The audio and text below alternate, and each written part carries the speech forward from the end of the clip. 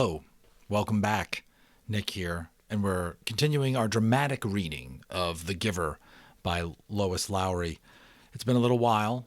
For those of you who are watching this in real time, some of my subscribers, as you do, it's the summer, some travel with family and stuff like that, as I'm sure you're doing. Hope you're enjoying your summer if you're watching this once again in real time. Those of you watching it months later will be like, it's not the summer, Nick. I get it. All right, I get it. But we're picking up at chapter 16. We just came from a very difficult chapter for Jonas and maybe even for us as audience members about him really receiving a grim image of warfare and what true pain and suffering humanity has inflicted upon each other and endured as a species. So now we're going to find out how Jonas sort of deals with the aftermath of this really harrowing, really unique experience that only him and the giver out of this entire community who can experience his memories. So, and Jonas is not allowed to talk about them, remember, as well. So how's he going to deal with it? We'll find out. Chapter 16. Jonas did not want to go back. He didn't want the memories, didn't want the honor, didn't want the wisdom, didn't want the pain. He wanted his childhood again. His scraped knees and ball games. He sat in his dwelling alone, watching through the window, seeing children at play, citizens bicycling home from uneventful days at work, ordinary lives free of anguish because he had been selected, as others before him had, to bear their burden. But the choice was not his. He returned each day to the annex room. The giver was gentle with him for many days following the terrible shared memory of war. There are so many good memories, the giver reminded Jonas. And it was true. By now, Jonas had experienced countless bits of happiness, things he had never known before. He had seen a birthday party, with one child singled out and celebrated on his day, so that now he understood the joy of being an individual, special and unique and proud. And once again, I don't think I have to tell you, but it's worth pausing for a beat to just realize again what it must be like to be in a society where, because they've just stamped out memories and they've stamped out any sort of like individualism that or any, they've moved to sameness, all these are just lost and kept that way so that people can't even remember them. So he's one of the few people who understood the joy of being an individual, special, unique, and proud. He had visited museums and seen paintings filled with all the colors he could now recognize and name. In one ecstatic memory, he had ridden a gleaming brown horse across a field that smelled of damp grass and had dismounted beside a small stream from which both he and the horse drank cold, clear water. Now he understood about animals, and in that moment, the horse turned from the stream and nudged Jonas's shoulder affectionately with its head. He perceived the bonds between animal and human. He had walked through woods and sat at night beside a campfire. Although he had, through the memories, learned about the pain and loss and loneliness, now he gained, too, an understanding of solitude and its joy. I'm sure you can think of a memory where sometimes being alone was something that made you feel really happy in a certain setting or a moment or a place in your life. Solitude does have its joy. What is your favorite? Jonas asked the giver. You don't have to give it away yet, he added quickly. Just tell me about it so I can look forward to it, because I'll have to receive it when your job is done. The giver smiled. Lie down. I'm happy to give it to you. Jonas felt the joy of it as soon as the memory began. Sometimes it took a while for him to get his bearings, to find his place, but this time he fit right in and felt the happiness that pervaded the memory. He was in a room filled with people, and it was warm, with firelight glowing in the hearth. He could see through a window that outside it was night and snowing. There were colored lights, red and green and yellow, twinkling from a tree which was, oddly, inside the room. On a table, lighted candles stood in a polished golden holder and cast a soft, flickering glow. He could smell things cooking, and he heard soft laughter. Ha ha ha. Is that soft laughter? We'll go for it. A golden-haired dog lay sleeping on the floor. On the floor there were packages wrapped in brightly colored paper and tied with gleaming ribbons. As Jonas watched, a small child began to pick up the packages and pass them around the room, to other children, to adults who were obviously parents, and to an older, quiet couple, man and woman, who sat smiling together on a couch. While Jonas watched, the people began one by one to untie the ribbons on the packages, to unwrap the bright papers, open the boxes and reveal toys and clothing and books. There were cries of delight. They hugged one another. The small child went and sat on the lap of the old woman, and she rocked him and rubbed her cheek against his.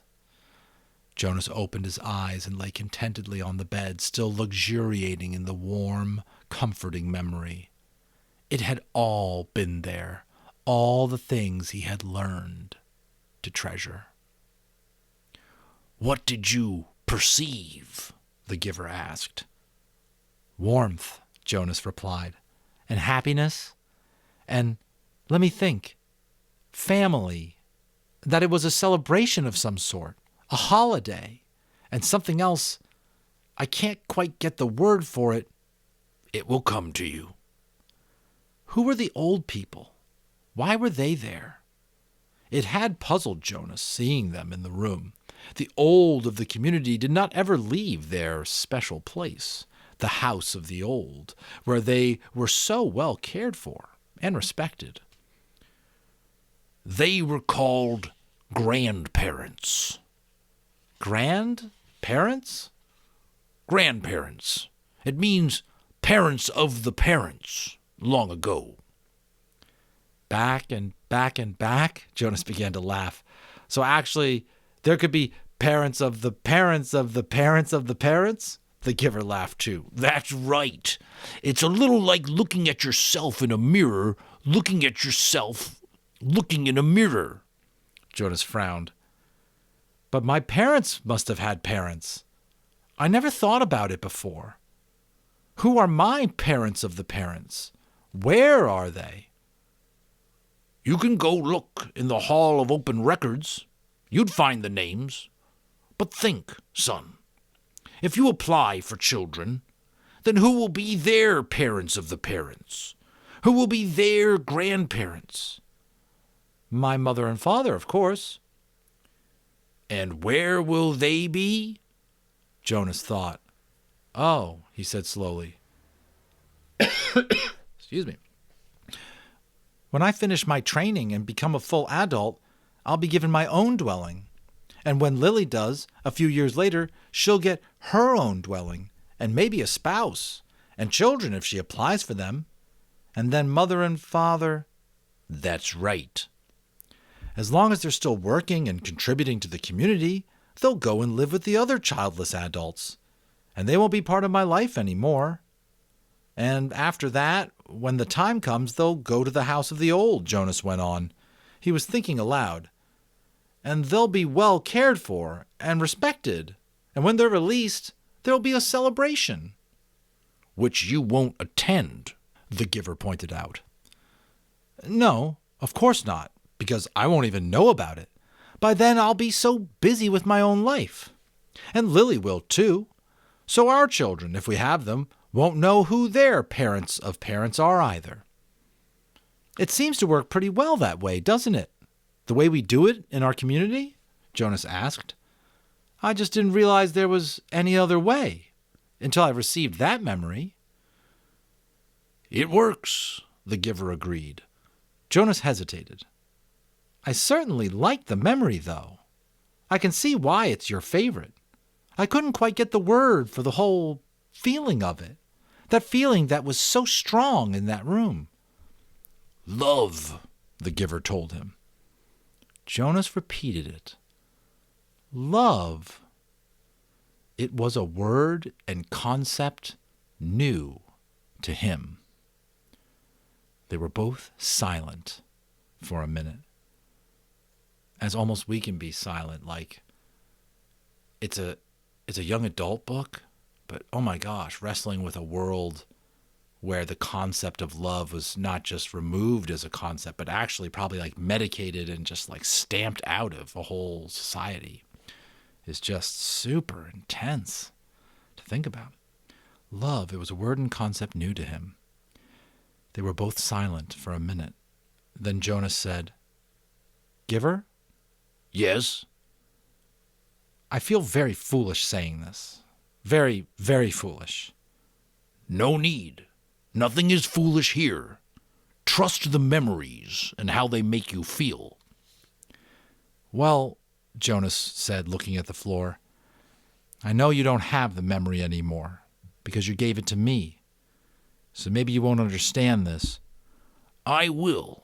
I'm left with a vague wisp of that one. And I have many other memories of families and holidays and happiness, of love. Jonas blurted out of love. Jonas blurted out what he was feeling. I was thinking, well, I can see that it wasn't a very practical way to live, with the old right there in the same place, or maybe they wouldn't be well taken care of, the way they are now, and that we have a better arranged way of doing things. But anyway, I was feeling,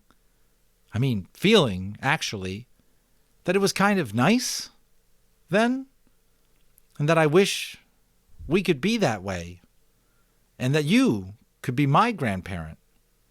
The family and the memories seemed a little more, he faltered, not able to find the word he wanted. A little more complete, the giver suggested. Jonas nodded. I liked the feeling of love, he confessed.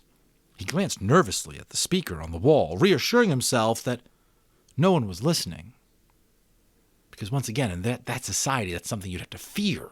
He even knew to the concept. That day, he knew, I shouldn't like a thing like that in this world. I wish we still had that, he whispered. Of course, he added quickly, I do understand that it wouldn't work very well, and that it's much better to be organized the way we are now. I can see that it was a dangerous way to live. What do you mean? Jonas hesitated. He wasn't certain, really, what he had meant. He could feel that there was risk involved, though he wasn't sure how. Well, he said finally, grasping for an explanation, they had fire right there in that room. There was a fire burning in the fireplace, and there were candles on the table. I can certainly see why those things were outlawed. Still, he said slowly, almost to himself, I did like the light they made, and the warmth. Scene change.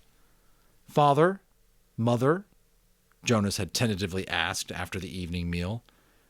I have a question I want to ask you. What is it, Jonas? His father asked.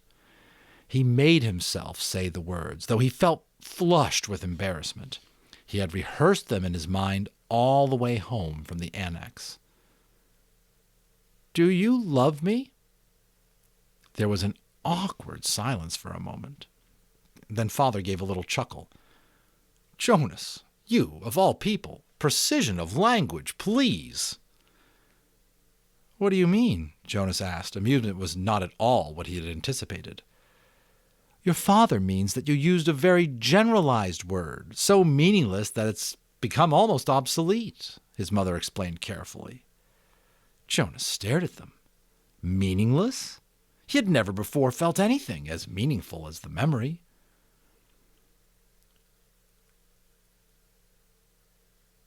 And of course, our community can't function smoothly if people don't use precise language. You could ask, do you enjoy me? The answer is yes, his mother said. Or, his father suggested, Do you take pride in my accomplishments? And the answer is wholeheartedly yes. Do you understand why it's inappropriate to use a word like love?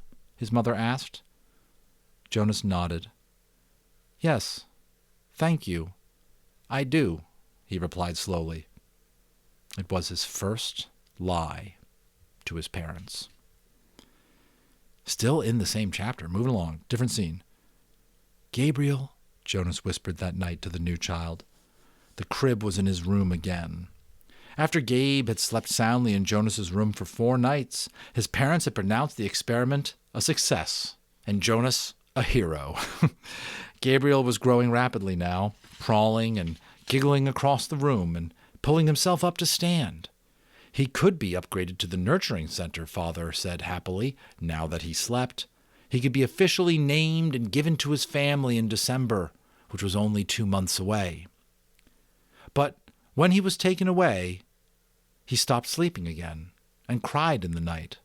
So he was back in Jonas's sleeping room. They would give it a little more time, they decided. Since Gabe seemed to like it in Jonas's room, he would sleep there at night a little longer until the habit of sound sleep was fully formed. The nurturers were very optimistic about Gabriel's future. There was no answer to Jonas's whisper. Gabriel was sound asleep. Things could change, Gabe, Jonas went on. Things could be different. I don't know how, but there must be some way for things to be different. There could be colors. And grandparents, he added, staring through the dimness toward the ceiling of his sleeping room. And everybody would have memories. You know about memories, he whispered, turning toward the crib. Gabriel's breathing was even and deep. Jonas liked having him there, though he felt guilty about the secret. Each night he gave memories to Gabriel, memories of boat rides and picnics in the sun, memories of soft rainfall against window panes, memories of dancing barefoot on a damp lawn. Gabe? The new child stirred slightly in his sleep. Jonas looked over to him. There could be love, Jonas whispered. The next morning, for the first time, Jonas did not take his pill. Something within him, something that had grown there through the memories, told him to throw that pill away. Woo! And that is the chapter, folks. That one hit me deep. Did it hit you deep? It's like, I don't know, as definitely officially an adult and as someone who, is facing the other half, the second half of life, if you will, you spend your life thinking about trying to gather up and assemble and create some of the most important experiences in your life. Life is short. You got to get out there. You got to create these great memories. And it's just chilling to imagine a world where the whole concept of remembering anything, assembling and accumulating these great memories, high and low, this richness to your life, that's one of the key ways I'd even define my life, one's life. We all would, right? And that's just gone. Not even there. What's there is service, compliance, sameness, predictability, order, regimentedness. A lot of things that, by the way, are very prevalent in our lives, in our work, in our family units. These are things that are encouraged and that we all encourage, we all strive for. So it's just like to think of the concept of it going too far or it being into an extreme. What would we lose? So great to be back here with you. Thanks for humoring me as we pause here. But this is a book to be contemplated, right? This is a book. There's a reason why it makes it into so many classrooms and into your curriculum, because it's not very often that we think about, okay, you think life is tough, you think those memories are hard, or these concepts that we wrestle with, imagine if we drained them away, and imagine what that alternative could be. So hope you enjoy, and we're going to pick up and find out what's going to happen to this kind of like burgeoning rebel Jonas. It'll be interesting. Thank you. Hope you're well out there. Leave me a comment. Let me know what you're thinking, and we'll see you on the next one.